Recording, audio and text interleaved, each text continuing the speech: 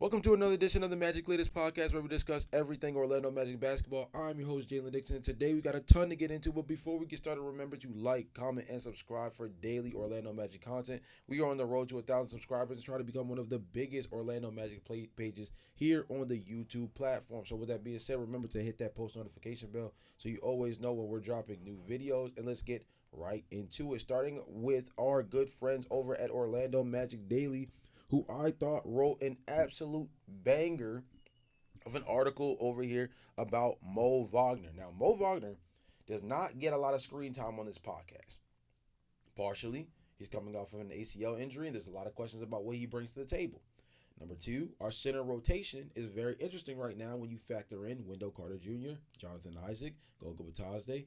Mo Wagner is another guy that's in that situation where the questions around our front court depth is not necessarily from a guy standpoint in terms of like the amount. Like we have plenty of guys that we can rotate in as small ball four, small ball five, different iterations where experimented in 2024. There was a lot of Mo Wagner next to Goga Batadze stuff going on, things of that nature, right?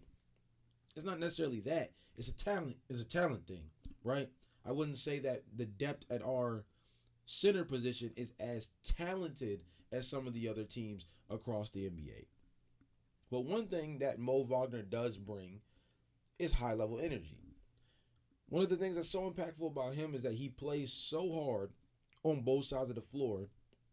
And Orlando Magic Daily actually is quoted to label him as having perfect bench player energy. Now, it's a great article. I think you should look into it. But there's a section of it that I thought was very important. And it's a section that I want to highlight a ton throughout this section because, again, as a guy that doesn't get a lot of shine on this podcast, I want to highlight how important a guy like Mo Wagner is, can be, will be to this team. Yes, we talk about Anthony Black.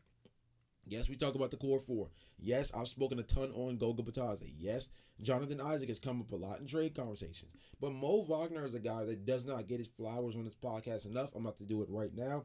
And for this reason, the article says, in the 2024 season when Wagner was in the 2024 season when Wagner averaged 10.9 points per game and got some light buzz for Sixth Man of the Year, the Magic finished fourth in the league with 41.5 points per game off the bench. It was a big boost for their offense and a big reason the Magic got to the fifth seed. The 2025 season was on track to be very similar. Before Wagner's injury, the Magic were fifth in the league with 40.1 points per game off the bench. This included all the injuries the team had already suffered. The bench was part of the team's superpower, and Wagner was an engine driving it. After Wagner's injury, the Magic ranked 22nd with 33.2 points per game off the bench. That is nearly a 7-point difference, but it was huge for a team that at the time struggled to get much offense going. Losing Mo Wagner, even with how good Goga Batadze was filling in for whatever role the Magic needed him to, had a huge impact on Wagner. Had a huge impact. Wagner was simply a bucket. It left them missing a key energy piece off the bench. And while Orlando is stronger offensively than for quite a long time, that's an interesting way to phrase that. Wagner still has a major role to play off the bench this season. So, of course, the big question is, what is Wagner going to look like coming off of this injury, right? If he's even 60 to 70% of himself, which I would assume with this long of a rehab process he is, the energy is going to carry the other portion of this, right? This guy is a guy that plays balls to the wall, both sides of the floor, highly effective offensively mainly, right? But a guy that just plays with so much energy that it creates opportunities, playing passing lanes, being aggressive as a shot blocker, being even more aggressive as a secondary help defender. Mo Wagner is not X Factor level. I wouldn't say he's like the most important guy off the bench first, right? Especially in the iteration of the Magic that we have now where Anthony Black and Tyus Jones are coming off the bench, right? But he is a very important tone setter against a handful of teams in particular that tend to lead with physicality as their forefront of their identity. Right? We'll talk about the Detroit Pistons a little bit later on. They're a team that you have to have somebody like Mo Wagner that just plays with a certain level of fire and energy that permeates throughout the rest of the team, because you cannot go up against the Detroit Pistons. You cannot go up against the New York Knicks. You cannot go up against Giannis Antetokounmpo with the Milwaukee Bucks and not have a certain level of grit to you, because these boys fight. These boys play hard-nosed basketball. These boys play physical basketball, right? Think about a lot of the teams in the Western Conference that play with these physical double big situations. The Minnesota Timberwolves, right, are a team that plays very physical. You have to be able to match that energy with a guy who is just a tone setter from a physicality perspective. And I would say that although Jalen Suggs is the defensive linchpin, I would say Mo Wagner is a big energy guy for this team in a way that I think, when healthy, is so positive on the locker room from his presence, that is going to be really important throughout a season like this one, where a lot of people are looking at the Magic as the hunted, no longer the hunter, right? The Magic were this young up and coming team that was the hunter in the mix, just trying to, plow their way into being really in the conversation as, perennial playoff contenders. This season, they're being vaulted into a completely different tier. Whether it's by their own doing or not, they're going to be in a conversation where a lot of teams are looking up at them and asking, like, you know, are they really ready? Like, are they really ready to take that leap? Or is everything that we heard about them this summer just all strictly what their roster looks like on paper? And a lot of people are going to be coming for the Orlando Magic. And you have to have somebody who's like, you guys can show up, and we're going to respond in the proper manner. Trust and believe that. And Mo Wagner seems like one of those guys that I feel confident in. They always say the phrase of, like, if I had to go into a dark alley with somebody, who would you pick? Like, Mo Wagner is that guy for the Orlando Magic. And I think in a season like this one, with the importance of it, the impact long term of what this season could mean for the Orlando Magic's future, having one of those guys that you would be comfortable going in the foxhole with, and in this case for 82 games in a regular season and a postseason run, like, he's going to be a dude that maybe doesn't set the tone in a way of, like, he's the one that gets everybody started, but he's definitely the one that's going to keep everybody rolling. And I think that's going to be really important, because it's going to be a big mental battle for the Orlando Magic to not get too big for their britches, not look at the progression they've had over the last 2 to 3 seasons and say, oh, we just added Desmond Bane, the East is weak and down, oh, we're gonna blast through this. Nope. You still gotta play the 82 games. Still gonna be people coming for your neck. It's still people questioning whether or not Paulo Banchero is actually an MVP caliber player, whether he's even a true all-star. There's still people that's like that. We'll actually discuss that in a different episode, but there are people like that. So there's still a ton to prove. And I think a guy like Mo Wagner, who plays with that certain factor to him, that I still have something to prove factor, is going to be a good, like, anchoring aura, I guess you could say, for a team like this, because they're a young team that still has a lot in front of them, and they have a chance to be really interesting, but they need somebody that can keep them hungry, I guess is the best way to say it. I think Mo Wagner has a chance to be that kind of guy. Mo Wagner rant past. Let's talk about Jalen Suggs. NBA.com calls Jalen Suggs the biggest X factor for the Orlando Magic this upcoming season, saying, in addition to the young star duo of Malo Banchero and Franz Wagner, and the new additions of Desmond Bane and Tyus Jones, a key player in deciding Orlando's ceiling this season is Suggs, who was having a breakout career year.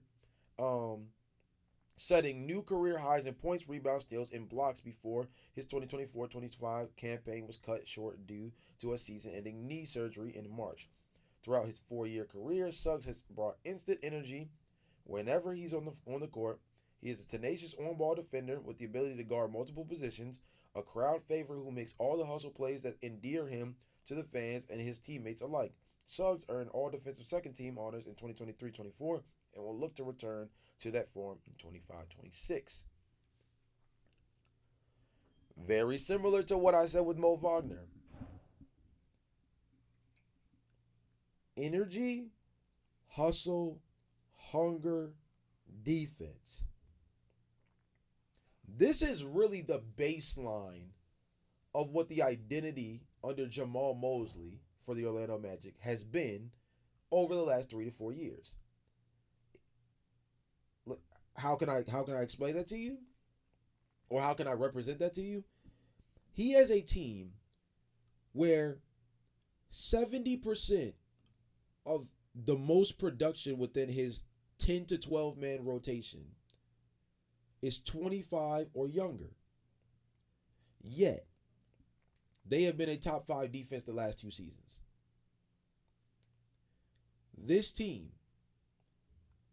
where outside of Jalen Suggs, you can make the argument that really the next best defender on the team is a guy who only plays 20 minutes a game, and Jonathan Isaac has found their way into being a top 5 defense, both scoring defense and defensive rating. Jalen Suggs, as I mentioned in the Mo Wagner section, is a linchpin for that. Jalen Suggs is an energy guy that also happens to be very efficient from beyond the arc and is a solid decision maker with the ball in his hands at the point guard position. He is a guy that, again, brings, similar to what I was saying with Mo, a certain level of I still have to prove myself. What I mean in the sense of Jalen Suggs is the conversations around needing another perimeter backcourt creator, right? Trae Young, LaMelo Ball, Darius Garland. When those names in particular were coming up, I'll throw Anthony Simons in there as well. All of the insinuation was that Jalen Suggs didn't have enough juice to be a lead point guard. That's the big conversation around going after those caliber of guys. You're trying to get somebody to essentially take the ball out of Jalen Suggs' hands. Look at the names that I listed. These are all high usage, high productivity guys on ball. So all of the conversation was around adding a perimeter superstar that would essentially take Jalen Suggs off the ball. Now, is Desmond Bane obviously going to contribute some of that? Of course. He's going to require on-ball reps. That's going to take away from Jalen Suggs to a certain degree. But of all the guys I named and then throw Desmond Bane in it, Desmond Bane probably works the most efficiently in terms of still being a guy who can operate at a high level off ball. Because he's had to play next to a guy like John Morant before. He's had to play next to a guy like Jaren Jackson Jr. before. Right? Jalen Suggs does not need to emerge as this elite level 25 point a night point guard. He doesn't. 15 to 16 points, 3 or 4 rebounds, 4 to 5 assists, 40% from beyond the arc on at least 6 attempts per night. Because we already know he's an all-NBA caliber defender. As the article states, the last time he was fully healthy, he made the all-NBA team. He was already considered one of the top 10 defenders in the NBA just 2 years ago, when fully healthy. Jalen Suggs has the opportunity to build on that for a team that's playing for something much bigger than what they were even doing 2 seasons ago. Right?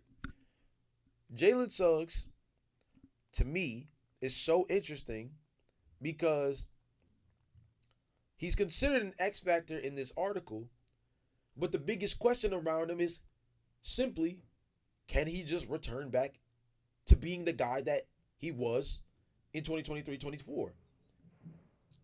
The question is not how much more can Jalen Suggs build upon his game.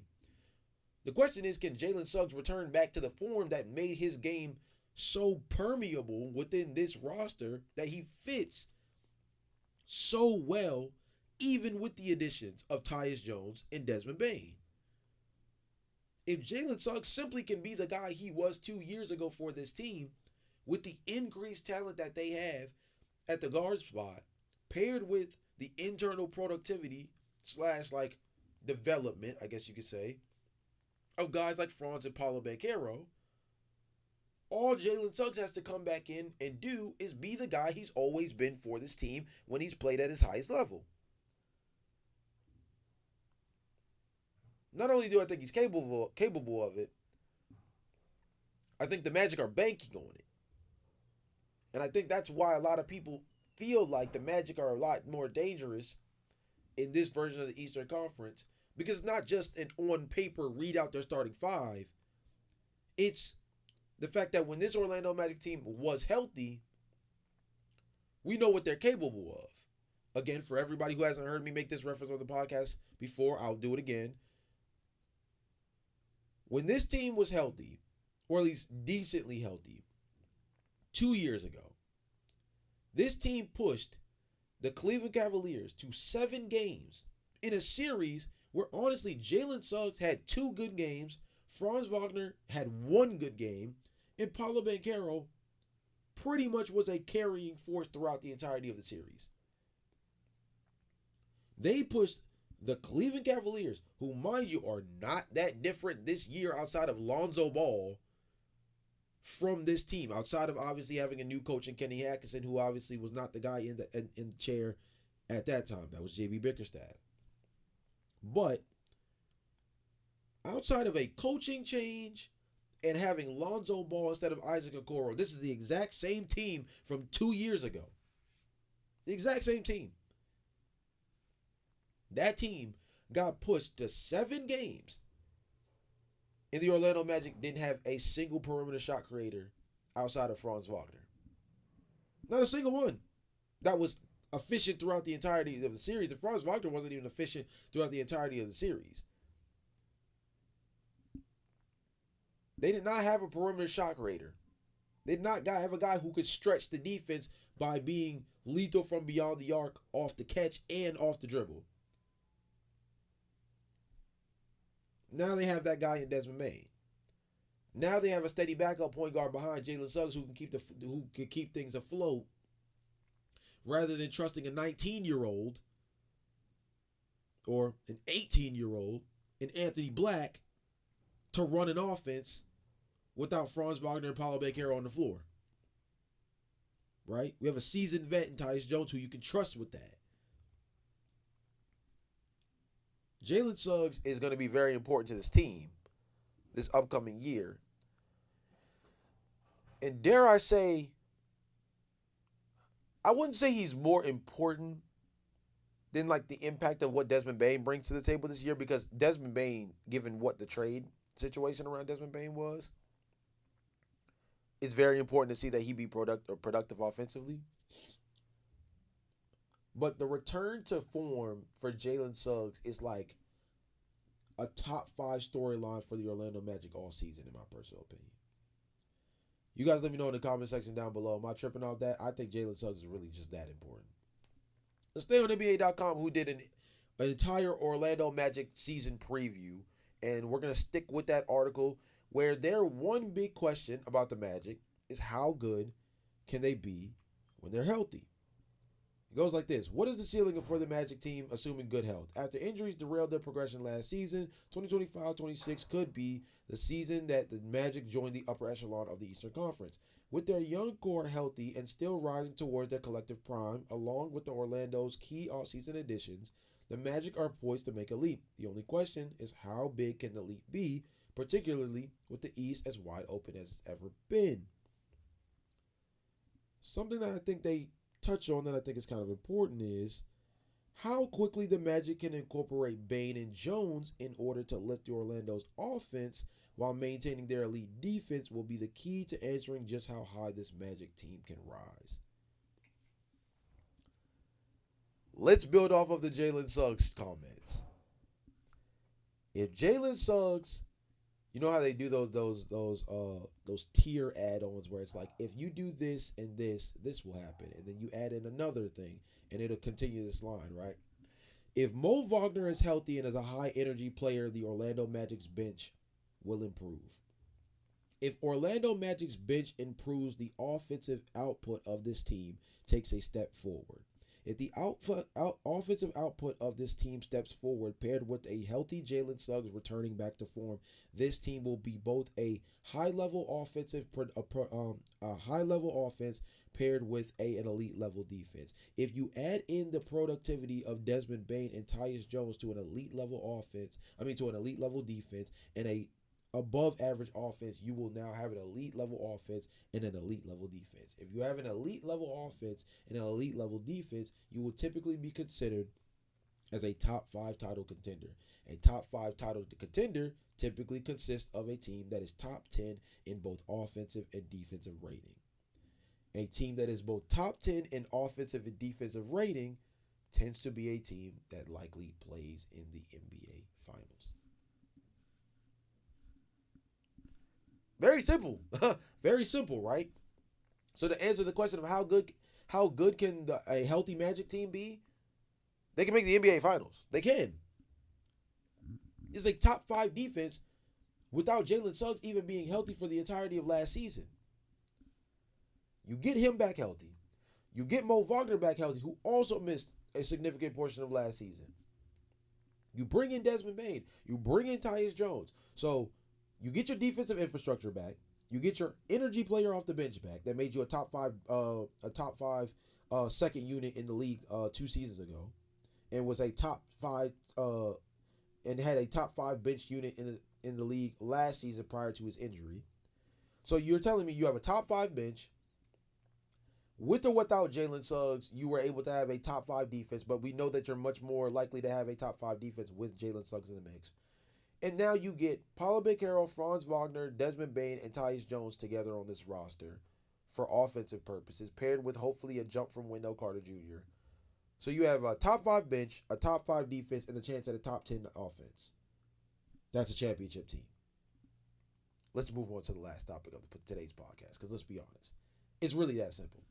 It's really that simple. The last thing of this podcast continues our series about Eastern Conference contenders formulas against the Orlando Magic. The next team up on the list is the Detroit Pistons. And as I mentioned earlier on, their claim to fame is their physicality.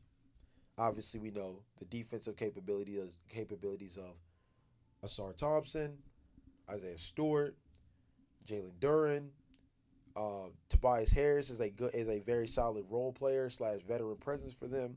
We already know what Cade Cunningham means to this team as a guy who sets the tone for them offensively and defensively as one of the better two-way wings in the league. I would say he leans more offensively, obviously, but still a above average defender at the point guard position for the Detroit Pistons.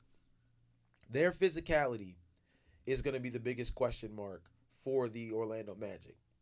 Detroit has always given the Orlando Magic, some good battles over the last couple of seasons because they just play like they're trying to bring the bad boys back.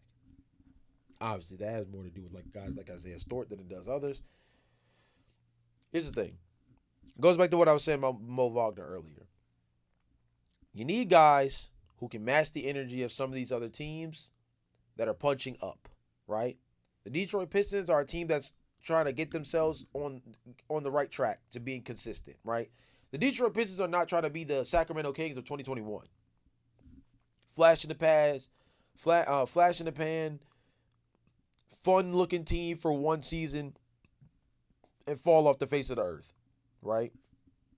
They're trying to stay as perennial contenders or stay as a perennial playoff team in the Eastern Conference. Other teams like the Bulls, the Charlotte Hornets to a lesser degree, the Miami Heat for sure. These teams are going to be punching up, right? But the Detroit Pistons in particular are a team that are coming off of a season where their confidence should be sky high. They did what they did without Jalen Ivy last season.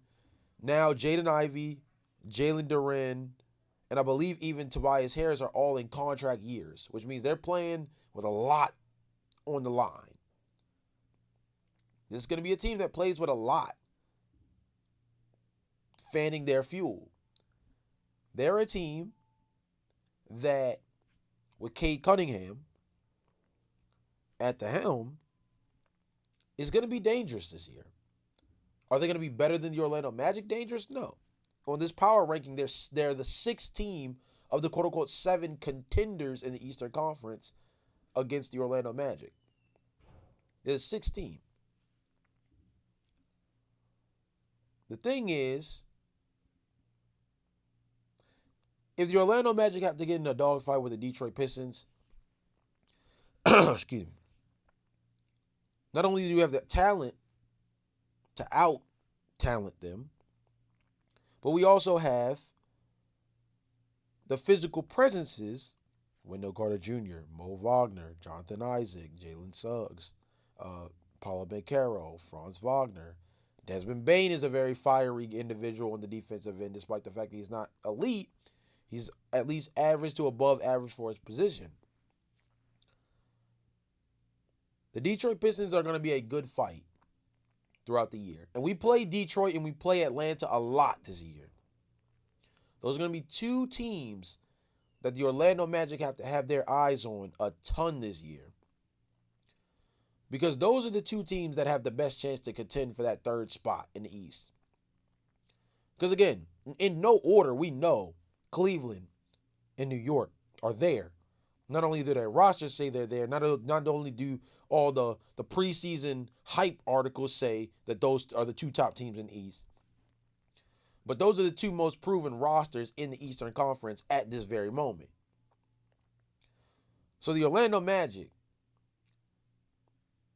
the Atlanta Hawks, the Detroit Pistons, and I'll throw the Milwaukee Bucks in there as a wild card because Giannis Antetokounmpo was on the team. And as long as he's on the team, the Milwaukee Bucks have a chance to do anything. But more particularly the Atlanta Hawks and the Detroit Pistons, who again, the Orlando Magic play a lot this year. I believe there's like 9 or 10 games for the Orlando Magic between just those two teams. They're teams to watch out for. There's a mini rivalry that's building up, I see, with the Orlando Magic and a team like the Detroit Pistons. Pay attention to those games very closely. Detroit is going to be a team that we're going to end up going back and forth with, and I wouldn't even be surprised if Detroit were our first round matchup in the Eastern Conference playoffs. I'm not going to put that in, I'm not going to send that to Vegas, but I would not be surprised. We'll play this clip back, in May. I mean, we'll play this clip back in like March, April, if I'm right. But I would not be surprised if the Orlando Magic catch the Detroit Pistons in a first round matchup. And we've seen last year was a good representation of that. The grit and physicality of a team like Detroit, it can really keep them in games.